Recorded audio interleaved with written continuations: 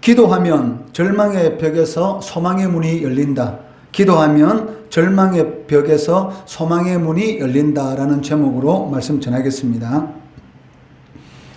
야고보서 5장 16절 말씀해 보시면 의인의 기도는 역사하는 힘이 크다라고 말씀하고 계십니다. 여기서 말하는 의인은 하나님의 뜻을 구별해서 행하는 모든 성도들을 의미합니다. 이처럼 그 의인의 기도가 역사하는 힘이 크다는 것은 그들의 기도를 하나님께서 소중히 여기시기 때문이다라고 할 수가 있습니다.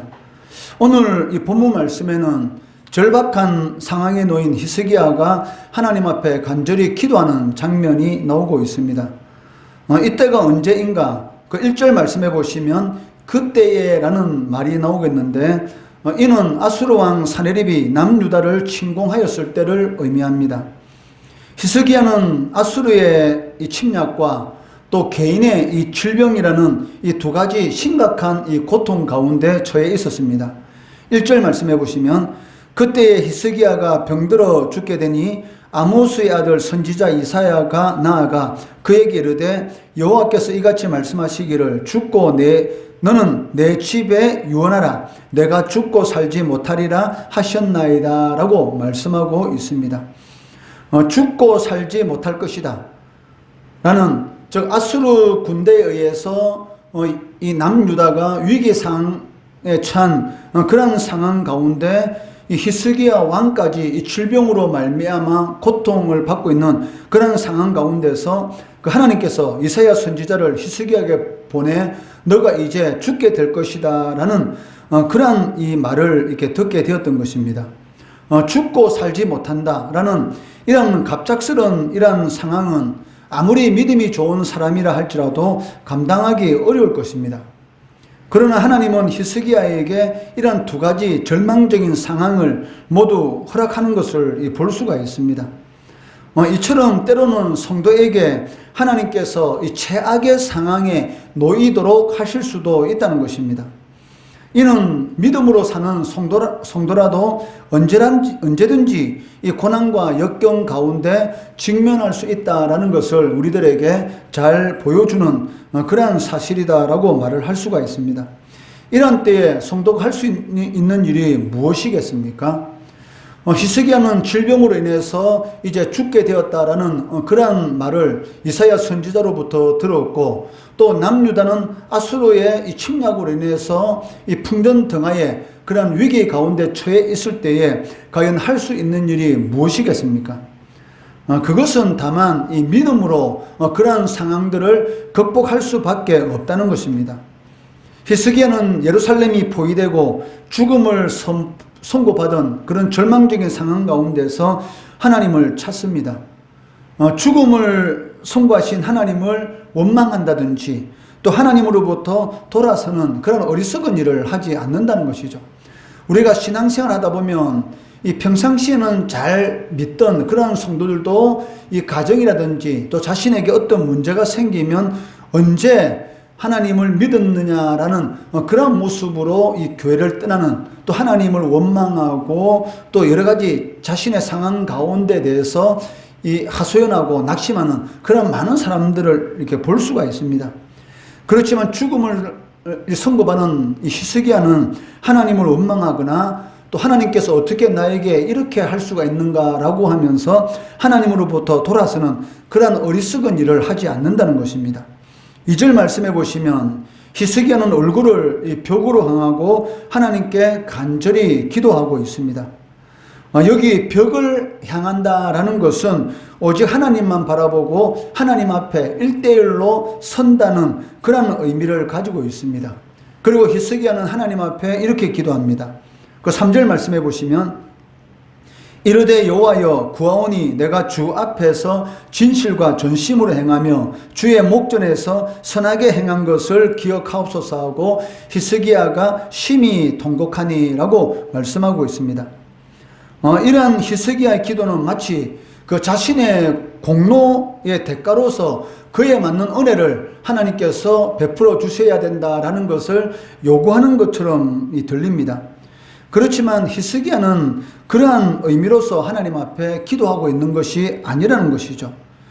주 앞에서 진실과 전심으로 행하고 주의 목전에서 선하게 행한 것을 기억해달라라는 이런 히스기야의 이 기도는 자신이 얼마나 하나님을 사랑하는가, 그리고 하나님을 사랑하는 만큼 하나님의 말씀에 순종하며 살았는지 그 하나님 앞에 고백하고 있다는 것입니다. 히스기야는 하나님 앞에서 의롭고 신실하게 살아왔던 그런 지난 날들을 이렇게 돌이키고 있습니다. 또한 현재 자신이 하나님을 전적으로 신뢰하지 못하고 애굽을 의지하고 또 인간적인 방법으로 위기를 극복하려고 했던 그런 어리석음에 대해서 마음 아파하고 있다는 것이죠. 우리도 그런 일들이 있지 않습니까? 소실적에는 옛날에는 내가 그래도 신앙생활을 참 잘했는데 라고 하면서 옛날만 이렇게 먹고 사는 사람이 있는데, 물론 옛날에 신앙생활 잘하는 거 참 중요합니다. 그렇지만 지금 현재 하나님 앞에서 나의 이 모습이 어떻는가, 그것이 더 중요하다는 것이죠. 히스기야는 이전에 하나님 앞에 진실과 전심으로 행했던 것을 기억해 달라라고 하나님 앞에 간절히 기도하면서 현재 자신이 하나님을 전적으로 의지하지 못했던 것, 그러한 부분에 대해서 또한 하나님 앞에 회개하는 것을 이렇게 볼 수가 있다는 것이죠. 하나님은 이러한 히스기야의 눈물의 기도에 대해서 절대로 외면하지 않으신다는 것이죠. 하나님이 어디에 가장 약할까요? 바로 성도들의 눈물입니다. 하나님 앞에 이 통에 자복하면서 흘리는 그 눈물에 하나님께서는 가장 약한 것이죠. 성도가 고통 가운데서 하나님 앞에 지속적으로 눈물로 하나님 앞에 간절히 기도하면 그 눈물의 기도는 절대로 하나님께서 외면하지 않는다는 것입니다. 이러한 간절한 기도는 막힌 벽에도 문을 만드는 그러한 능력이 있다는 것입니다. 히스기야는 극도의 절망감, 이제는 죽을 것이고 예루살렘 성이 아수르 군대에 의해서 정복당할 것이라는 이러한 극도의 절망감 속에서 벽을 보고 하나님 앞에 간절히 기도하는데, 바로 그 벽에 이 소망의 문이 열리는 그러한 역사가 일어나게 되었다는 것입니다. 이는 우리도 마찬가지입니다. 그리스도인에게 있어서 진정한 끝은 어디일까요? 그것은 기도할 수 없을 때가 성도의 마지막인 것이지, 성도가 기도하고 있다는 것은 절대로 넘어지지 않는다라는 것을 의미하는 것입니다. 통회하는 심정으로 간절히 기도하는 성도에게 하나님께서는 반드시 기적을 베푸신다는 것입니다. 하나님은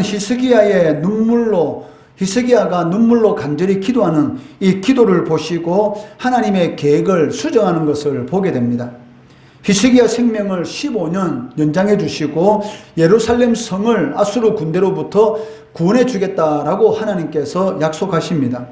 5절 6절 말씀해 보시면, 너는 가서 히스기야에게 이르기를, 내 조상 다윗의 하나님 여호와께서 이같이 말씀하시기를, 내가 내 기도를 들었고 내 눈물을 보았노라. 내가 내 수완에 15년을 더하고 너와 이 성을 아수르 왕의 손에서 건져내겠고 내가 또 이 성을 보호하리라 라고 하나님께서 히스기야에게 약속해 주고 계시다는 것입니다. 만약 히스기야가 간절히 기도하지 않았다면 이러한 하나님의 은혜를 누릴 수 있었습니까? 그것은 불가능한 것이죠. 이처럼 구하고 찾는 자에게 하나님께서는 하늘의 풍성한 은혜를 베풀어 주시는 것을 볼 수가 있습니다.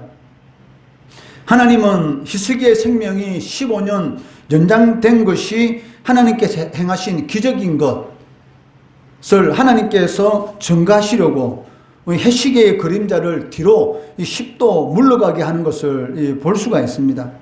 그 8절 말씀해 보시면, 보라, 아하스의 해시계에 나아갔던 해 그림자를 뒤로 10도를 물러가게 하리라 하셨다 하라 하시더니, 이에 해시계에 나아갔던 해의 그림자가 10도를 물러가니라. 이게 무슨 말입니까? 자전하는 지구가 뒤로 돌아갔다는 것이죠.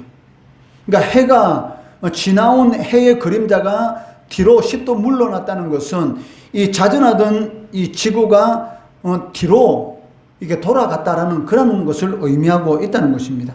하나님은 천지 만물을 창조하신 분이시고 앞으로 자전하는 그런 지구를 뒤로 돌려서 그림자를 다시 10도 물러가게도 하실 수 있는 그런 분이십니다. 그런데 하나님께서 히스기야에게 왜 이러한 것을 정표로서 보여주셨습니까? 그것은 이러한 징조를 보이지 않으면 사람은 어떤 생각을 할까요? 이사야 선지자가 자기가 죽게 되었는데 라고 이렇게 생각했는데 죽지 않는 그런 것을 볼 때에 이사야 선지자의 예언은 틀린 것이었구나 라고 생각할 수도 있고, 또 이 아수르 군대로부터 이 전쟁에서 승리하는 이런 일들이 마치 자신의 힘으로서 승리한 것처럼 그렇게 착각할 수가 있다는 것이죠. 그렇기 때문에 하나님께서는 히스기야에게 이 해시계가 나아갔던 그 반대 방향으로 그림자를 다시 뒤로 돌림으로 인해서 하나님께서 이 일을 하셨다. 하나님께서 죽을 이 히스기야를 15년 더 살게 만들어 주셨고 아수르 군대로부터 예루살렘 성을 지켜주셨다라는 것을 징조로 보이시는 것을 알 수가 있습니다. 그리고 이러한 징조를 보이시는 두 번째 이유가 있습니다. 그게 무엇이냐면 하나님께서는 절대로 하나님이 받으셔야 할 영광을 인간이 가져가지 못하도록 한다는 것이죠. 사울이 하나님 앞에 이 징계를 받아서 전쟁터에서 비참하게 죽게 된 그 이유가 무엇입니까? 그 하나님의 영광을 자신이 도둑질한 것입니다. 마땅히 하나님께 돌려야 할 영광을 마치 자신이 그 아말렉과의 전쟁에서 승리한 것처럼 성전비를 자신의 이름으로 세우는 이러한 일로 인해서 결국은 이 사울과 그의 아들들이 전쟁에서 비참하게 이렇게 죽게 되었던 것이죠. 이처럼 하나님께서는 하나님께 돌려야 할 영광을 사람이 가져가는 것에 대해서는 절대로 용납하지 않는 것이죠. 그렇기 때문에 성도들이 신앙생활 하면서 조심해야 될 것은 무엇입니까? 분명히 하나님께 감사해야 되고 하나님께 돌릴 영광인데 마치 자신의 힘과 노력으로 그것을 이룬 것처럼 하나님께 영광을 돌리지 않는 것, 이러한 교만한 행위를 조심해야 한다는 것입니다. 그리스도인에게 있어서 가장 큰 시험은 오늘 이 본문 말씀을 토대로 우리가 살펴본다면 극심한 고난이나 죽음이 아니라 무엇입니까? 바로 기도를 포기하는 것입니다. 어떤 기도 제목을 가지고 포기하는 것, 그것이 그리스도인들에게 있어서 가장 큰 시험거리라고 말을 할 수가 있습니다. 그래서 사무엘 선지자는 죽기 전에 이스라엘 백성들에게 유언의 말을 하면서 뭐라고 말합니까? 기도하기를 쉬는 죄를 여호와 앞에 결단코 범하지 아니하리라. 나는 하나님 앞에 서는 그날까지 이스라엘 백성들을 위한 기도 쉬는 죄를 절대로 범하지 않겠다. 그 이유가 무엇입니까? 성도가 기도하면 기도하는 동안은 어떤 시련이라도 이길 수가 있기 때문입니다. 그런데 기도를 하지 않으면 그것으로 성도는 끝인 것이죠. 주님께서는 우리에게 구하고 찾으라고 말씀하셨습니다. 왜? 구하면 주시고 찾으면 찾게 되고 두드리면 이 벽이라도 소망의 문이 열리는 그러한 역사가 일어나기 때문입니다. 히스기야 왕은 죽을 병과 그리고 이 아수르 군대로부터의 이런 예루살렘 정복이라는 침략이라는 그런 고통 가운데서 벽을 보고 하나님 앞에 간절히 기도할 때에 그 벽이 무엇으로 변했습니까? 바로 소망의 문으로 변하는 그러한 역사를 체험하게 되었고 15년 그 생명이 연장되고 아수르 군대로부터 예루살렘 성이 구원받게 되는 그러한 역사가 일어나게 되었던 것이죠. 그렇기 때문에 성도도 가만히 있으면 안 됩니다. 적극적으로 하나님께 나아가 우리의 기도 제목들을 하나님 앞에 아뢰어야 한다는 것입니다. 왜냐하면 기도하면 절망의 벽에서 무엇이 열립니까? 소망의 문이 열리기 때문입니다. 이것을 꼭 명심하고 어떤 상황 가운데 있을지라도 시련이 무서운 것이 아니고 죽음이 무서운 것이 아니고 기도를 포기할 때 그것이 가장 두려운 것이죠. 어떤 상황 가운데 있을지라도 하나님과의 깊은 이 교제 관계 가운데서 어떠한 시련 가운데서도 이 평안할 수 있는 그런 은혜를 누리는 그 성도 되시기를 주의 이름으로 축원합니다.